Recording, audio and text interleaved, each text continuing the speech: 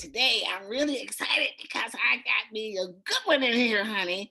I want you to welcome my first guest today, and her name is Monifah. Right, Monifah? Where are you? I don't even see you, my darling. I'm right here. You see me? You see No, me? I'm right here, Jamie. I'm right here. Do you see me now? Girl, you look good. You see me? Yeah, I see you looking fabulous. Yeah, well, you had to say that because you're coming on my show. So okay, all right, I accept. I'm not. If I didn't think so, I wouldn't say a word. I'll just be like, "Hey, Jamie, it's great to see you." I know. I want to kind of talk to my people about this Monifah, honey, who's my baby, an American R&B singer, songwriter, and television personality. You best known for you. You came to me through my boy Heavy D. For sure. Yes. You know, a lot of people don't know who Heavy D was, but that was a wonderful. Can you tell me a little bit about him? Well, tell them a little bit about him because he was one of the first people. Wait a minute, let me just set this up. Heavy D first came to my house and he brought his whole gang. You know how the rappers do. Yes. I had this tiny little house and he came in and it was like 14 guys. You know what I mean? Your house in DC, right? My house in I remember your house in DC. Girl, we had so many people come through there and one time there was two, I was Dallas Austin and them, I think it was them, and he showed up with a bus load and a van load of guys. Lord I said, what am I going to do? This tiny little house. They all came in. It was the day before Thanksgiving. I was about to make duck. Oh, wow. And I had them at the sink. I put aprons on all the guys. I had them at the sink, and they were blanching the duck, you know, making the sauces and everything. They would do it. It was just like magic having all those young, talented young men. Most of them were men at that time, the rappers. Right. And they would come and they would do almost anything. They were like sweethearts. It was like I was raising our children, you know, just to see. For sure. They were young, but they were very talented, but they didn't know a lot. And then some of them went on to do very well. And then some. Yes. And that was very hard for me. I miss Heavy so much because Heavy called when he was there. Puffy called me and said, "Hey, Auntie, I want you to say something on this record." I said, "Say what?"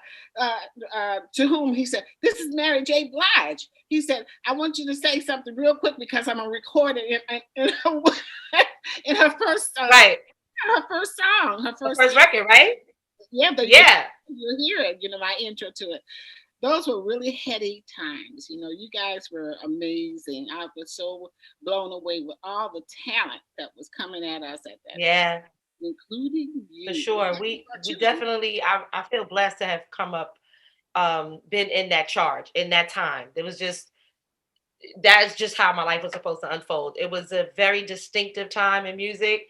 Mm-hmm. Looking back, you know, now looking back 25, 30 years, I wouldn't want to be anyplace else. I'm sure that's how, you know, Diana and the rest of the Motown crew and the people that were out during the 60s, you know, early 70s in that movement in Black music felt as well, because they were just really distinctive times. And the 90s was chock full of raw, true talent. It really was raw, yeah. Well, in the mid-90s, you had I Miss You Coming Home, You and Touch It. That was the release. Touch It. That's hilarious. Yeah. Tell me what you're working on now. Well, I'm you know, thankfully independent. I don't have any ties. I don't owe anybody anything, you know. That's been the blessing of being, you know, released from your label. You know? Why are you mentioning that? You say I don't owe anybody anything. That happens in the industry or what? Well, when label, you know, when you're still tied to a label, and you know, I had 3 albums, right? So I was definitely, my contract was for more, but they released me. So, you know, I didn't see it as a blessing then. It felt very it kicked up all my abandonment stuff, and so, but now it's like this is a blessing. You know, I can do what I want to do. I need for you to explain what all that means, because the lay person doesn't know what that means necessarily, to be released from. So when you're signed to a record label at that time, right. I mean, all the music that you came up with, everything partially belongs to them and partially belongs to you, and they have obligations to push it out and promote it and everything once you've been in the studio, right? And they put up the money up in advance. Oh yeah, you get in advance, you sign. Use the normal contract back then was about 6 albums, which mine was between 5 and 6. I had a pretty decent deal because it was like later on, and artists were getting a little smarter, and they had changed up a few things to make it a little more make it a little better for the artist, right? So I had a pretty decent contract with Universal, but after the third album, when the third album hit, like Hev didn't do anything we had like a tiff because he didn't want me to work with any other producers. And, as a sophomore artist, I wanted to work with other producers and him, but he was like, no. So I ended up executive producing my second project. And then the third project, Teddy Riley did. But being that I was like nobody's baby, like there was nobody, I was fending for myself basically. And I did really well. For I had my biggest record on the second project, which was Touch It. And then the third project, it was lukewarm. I had a single, I Can Tell, which was controversial because they wouldn't play the end of the video on BET. Why wouldn't they play the end of the video? Wait a minute. Because it inferred that two men were in a relationship, and the song, I did the treatment, and I co-directed that video with Cinna Hamry of Empire fame. She did Prince's video. She was a huge video director back then, and then she went on to produce Empire and a lot of other great stuff. But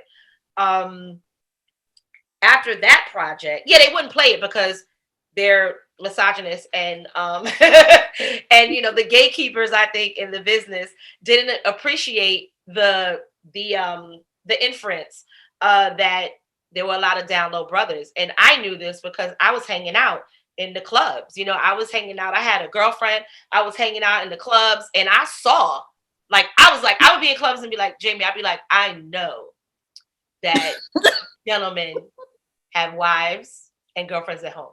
There's no way.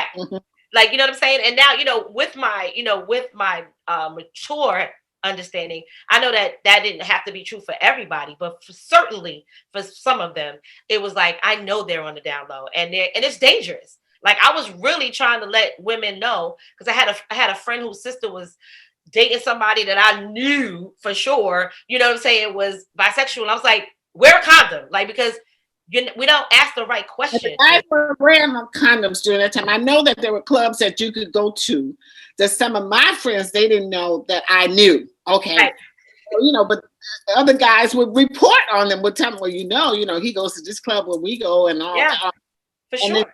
And you were trying to say it from a health perspective. You were trying because I was like, these women running around thinking they know something about, and we ask the wrong questions. I'm like, you don't ask a man if he's gay. Don't ask a man you have to ask him, do you sleep with men?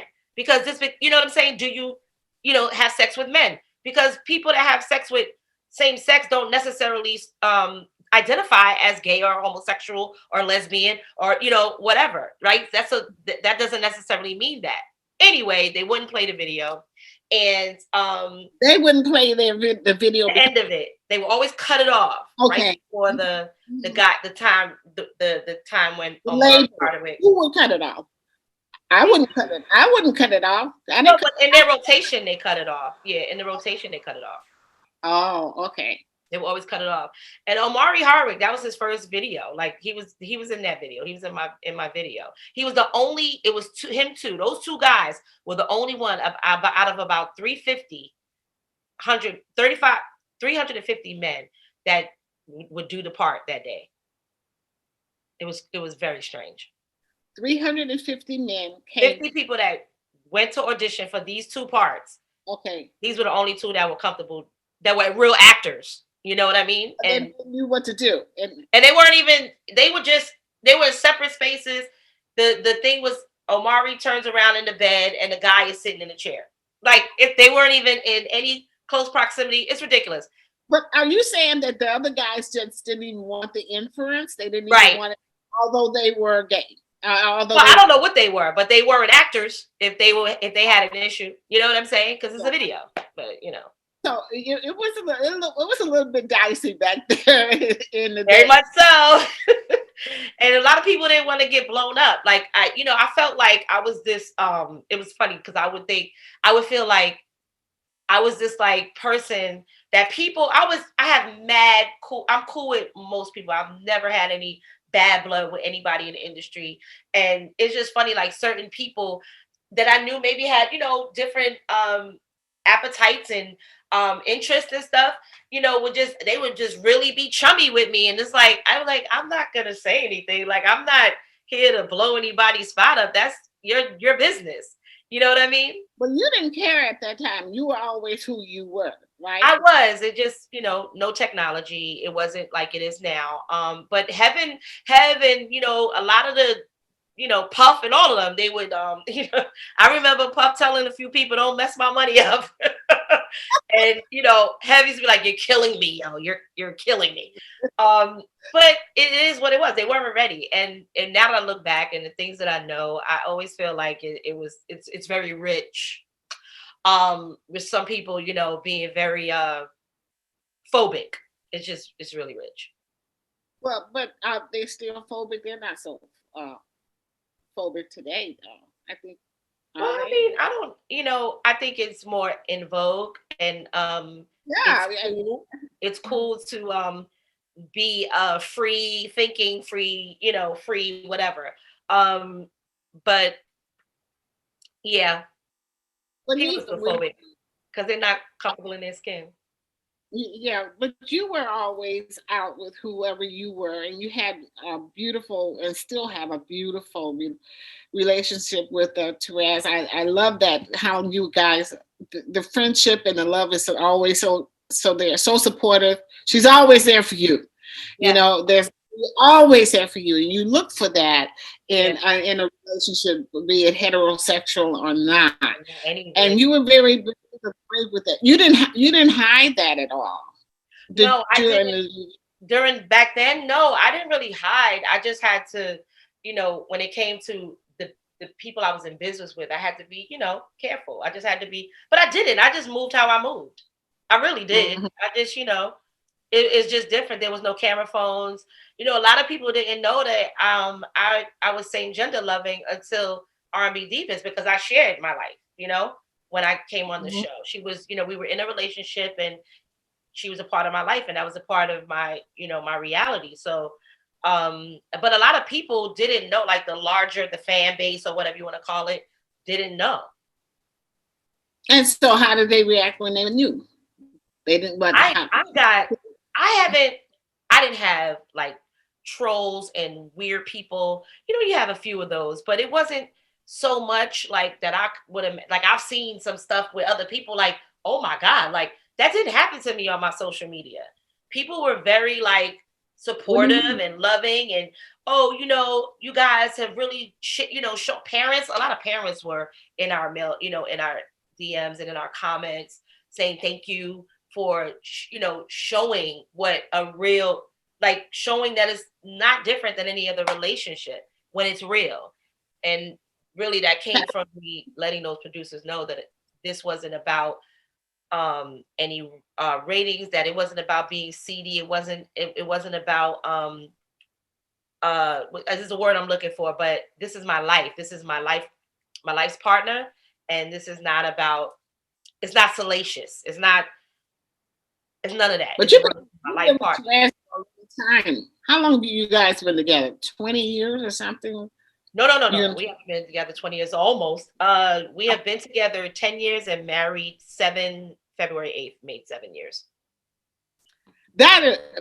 She, with the music and everything, I just look, I look at you two, and I think the last time I saw you all was up the street, when we were at that club that was open, and I said, look at those two. A lot of people would wish that they could have a strong relationship like that, because I always watch how Therese was, she had your back and she was watching over you all the time, but not smothering you and actually elevating you. And, because you can get jealousy in relationships, heterosexual relationships too. For sure. Right? I've had it in both of, relationship, any relationships I've been in. Yeah. And I've seen it in, friends relationships. I've seen it play out.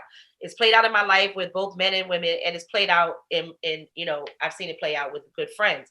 I definitely don't have that issue. We don't have that issue at all. We are friends first. And that is why our marriage and our relationship, our intimate relationship is so solid. Yeah. She's my friend. And that's it. I'm her friend. You know what I mean? The reason why I'm talking about this, we got to talk about your music though and what you're doing. But I think it's so important to me for young people. It maybe it's much easier now than it was back in the day. Yeah. But I always had problems with people who could not accept same sex relationship, Right. because people were so cruel, and people actually were killed in some, if that was shown. Sure. And why would you? But it had to be God given. It had to be God given, because Love is given by God. are you going to question God? And Exactly. My point on that, Jamie, is what's interesting is that as soon as when it comes to and everybody, but especially when it comes to same gender loving people, it immediately goes to the physical, what's going on in the bedroom. Right. Love, because none of it is healthy if it's just about physicality and Right. you know what I'm saying? That's not what love is. Love is not physicality. Love is connection. Love is action. Love it, is all those things, right? So most of us are walking around not walking in any kind of, like, I don't subscribe to religion in any way, but we want to always quote the Bible, and people want to quote the Bible. Oh, you can't procreate and da da da. I don't care what happens. If you're in a same gender, I mean a same sex marriage or relationship or a heterosexual one, they both can be unhealthy as hell. You know what I'm saying? Yeah. And not filled with love. Mhm. That's it. Mhm. That's it. Love is, God is. I always think about God. What would God say? I can't be, people always say, well, you're always so nice, Jamie. I said, I got a dude looking at me, everything I say or do, and I don't want him looking at me with the side eye. Okay. And then too, I be having to tell people, I God told don't need you God that. don't need your help. Just, he don't need your help. He's God all by himself. He Well, got it. Let me and him, but, everybody have their face to face and mind your business. Like, outside of that. tell me a little bit about your music, what you're doing now, though.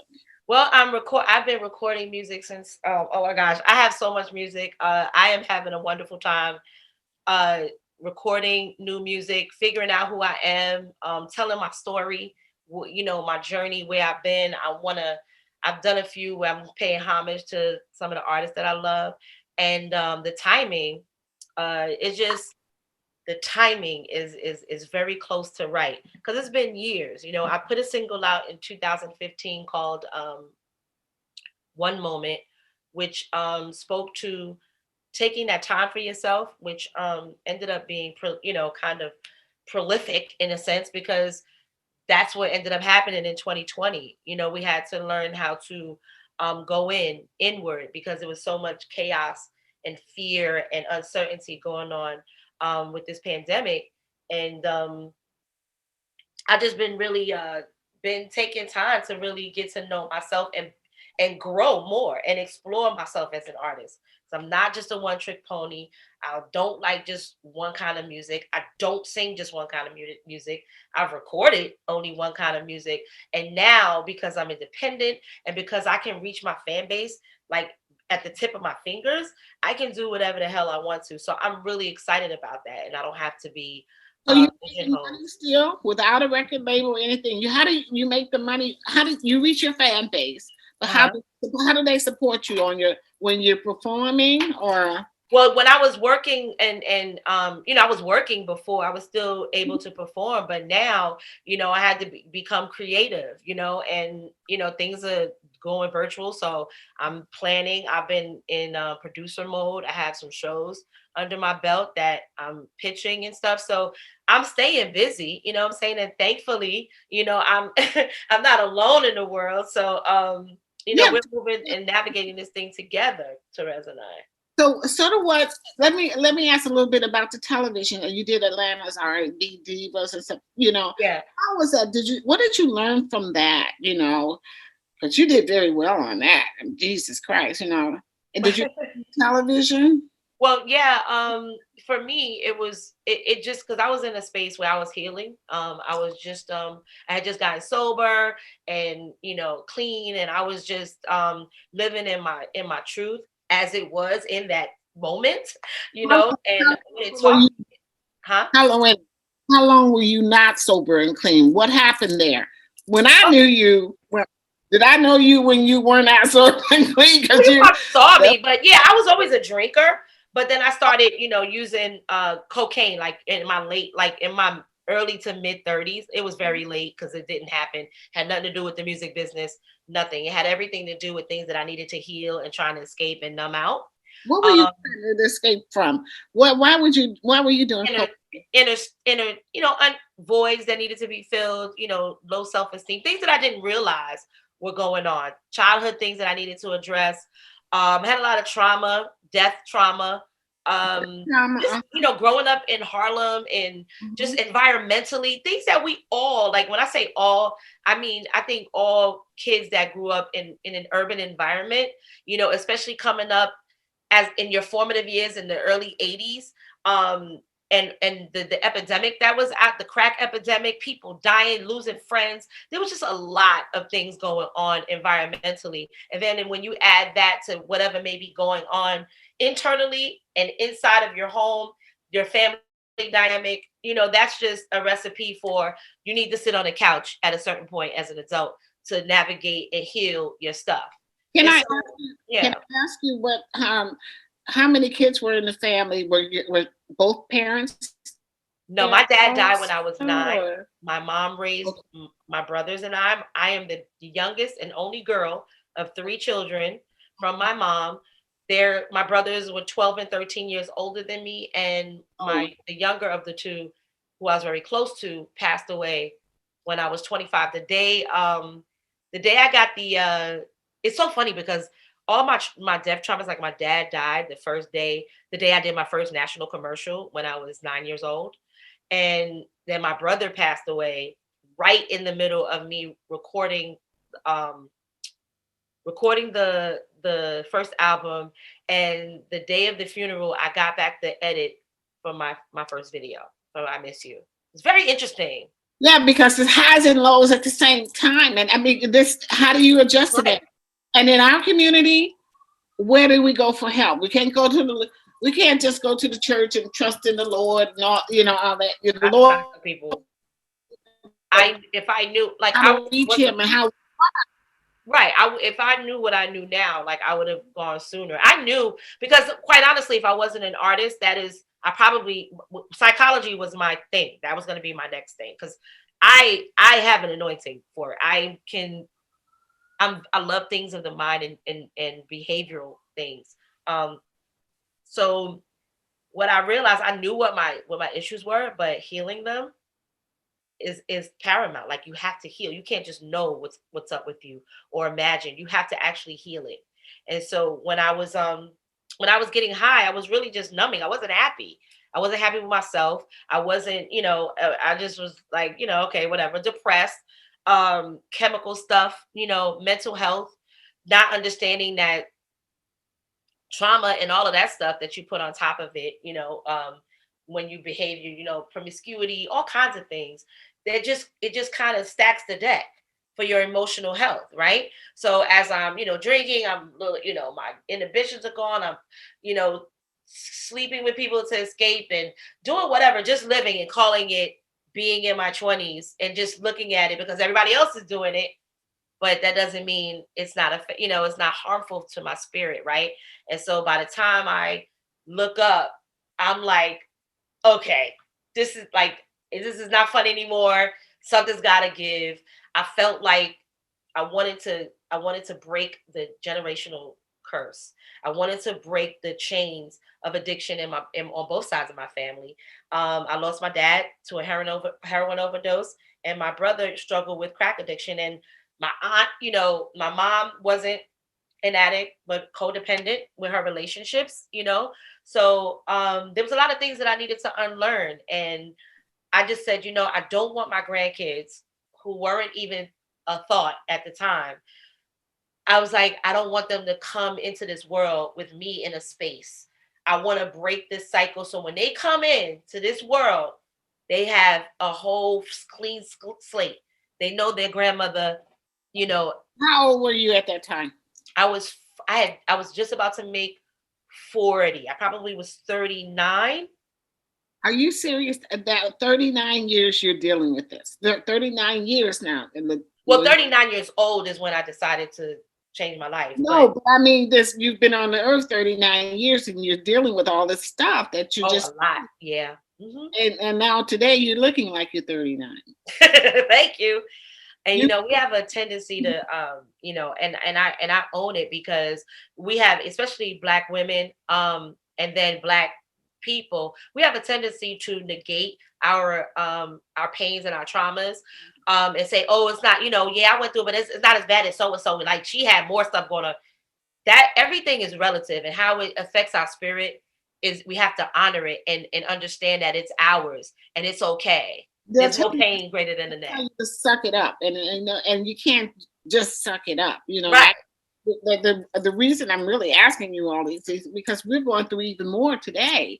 With our men having been put away in jail, so many women are left to take care of everything on their own. Right. Also with the pandemic, and also with the jobs and everything, the stress is enormous. Yes. And we don't look for help. And it's interesting to hear how you kind of pulled it together. You were going through that years ago. Mm-hmm. You came out of it. Yeah. You're not telling me that you went to a psychiatrist, or did you? Absolutely went to. Yes, I'm a mental health advocate. Nothing wrong with that. There's nothing wrong. Nothing wrong. No, that is, if I could, any chance I get, I am telling you, got to sit on the couch. I think we all have to. I think it's a mandatory, because even if it's just to manage, and if you may not have any dire in your face things, but if you break it down, if you look at things, because a lot in this society, a lot of trauma is normalized, and it's not okay. You know what I'm saying? Give me an example of that when you said it. Promiscuity, and why people are just all over the place with their bodies. That's all kinds of addiction, shopping, handling everything by yourself, anger, not knowing how to manage your anger, and just misplaced stuff. I mean, there's nothing. We were all children, and I think that's where all of our stuff starts. If we really break things down, we can see where things started. It started when we weren't in control of our environment. We weren't in control of who raised us. We were, when you're a child, you're at the mercy of whoever is who's ever giving you care or not, right? So you got to start there, right? That's where you could trace everything back. If you're having an issue, you could probably trace it back somewhere to your childhood and the messages or the belief systems that you were fed or fed into, Do you think it's easier when you have a same-sex partner to understand things better? Because men look at things differently than women do, and vice versa. But if you got two women or two men together, they may be able to figure things out a little bit better, or no? What do you? It depends on what it is and what what we're talking about. Like, if we're talking, it depends on what the subject matter is. And then again, people are people, and we're all just the sum of our experiences. So even if it's something that I feel that she might understand because of her experience in some areas, she may not understand anything about what I'm saying. But it depends on the subject matter. And yes, there is a different level of, it's a different type of friendship in the relationship. But the bottom line is that in any intimate relationship, especially in marriage, the friendship should definitely be the foundation. And if it isn't, that is something that must be built upon and built up. You know, That's very important. And for she's anybody. through all your projects, very supportive. What are you working on? Tell me what you're doing now. I know you were saying that you're doing a lot of music, writing a lot of music together. And I'm also producing TV shows. Oh, okay. My one woman show, semi autobiographical in What my way, because I'm a shows theater baby. what TV shows are you producing? Tell me. Well, I'm pitching some shows. I've helped develop some reality shows, well, docuseries. One has having to do with credit, money. Another is a thing called Love and Business. Couples in business together, Black couples in business together. Therese and I just finished our sizzle reel for our show, and we're shopping that. Obviously, EPs on that, both of us, and there's one more, and a film that I'm trying to get placed somewhere. So I'm Well, gonna reach you out have to a my lot of things friends. going on. Your brain is just really moving now, especially this is in a way, this is a good time because people have access to do things, especially through Zoom and everything, whereas they didn't Yes, have or the people behind it before, you have all that's that. true. Get That's true. it out, that's wonderful though. Yeah, I'm excited. It's a really exciting time. I'm really clear. Like these last few years, especially 2020, have really shown me how freaking awesome I am, and just to really That's live in that and embrace that and know that. Where's Therese? Is she gonna get on here? Yeah, she is. I love her. Hi, Hey, how are you? You look fabulous. Don't she? neither one of you are ever age. It's just Oh, estrogen, huh? I don't know. I just had to say hello to you, and I really appreciate the love and the caring that you all have shown each other all these years. You always there for her, to lift her up. You both take care of yourselves, obviously, and I wanted to share you a little bit on Oh. my platform so people get to know you. What you've been up to? Oh my goodness, trying to stay COVID free. And I'm working from home, and just to kind of lift, we take care of each other because she takes care of me as equally as much as I take care of her. So, but yeah, just trying to keep it all like we are like in unprecedented times, and I don't know if we'll ever see this again of this magnitude in our lifetime. But just trying to stay healthy. That's my first piece. What is it that you worked on? What is your, besides girlfriend over there, in your work? In your work, how did you all meet, by the way? Oh, wow. On the periphery, we've probably known each other over 20 something years, but we were reunited in, 2010, I want to say, through a mutual friend of ours who she and I were out gallivanting one night, and she was performing somewhere, and I had a need for I have a fetish for wingettes, and the place that I went to get them was. Where did you go to get those? Well, I wanted to get the honey roasted chicken from Uptown. Mm-hmm. And when I went to Malecon, they didn't have any chicken. Like, they're known for their chicken. They didn't have any, Jamie. I was devastated. Destiny, Jamie. It was destiny. Yeah. So my girl was quick on her feet. She was like, I know another place we can go. And, plus Mo was singing down there. I said, well, how are their wings? Like, what's happening with the wings? So we went down there, and I can honestly say since that day, we were like inseparable. She was down there, and I was really kind of focused on what I was PMS, tell the whole truth.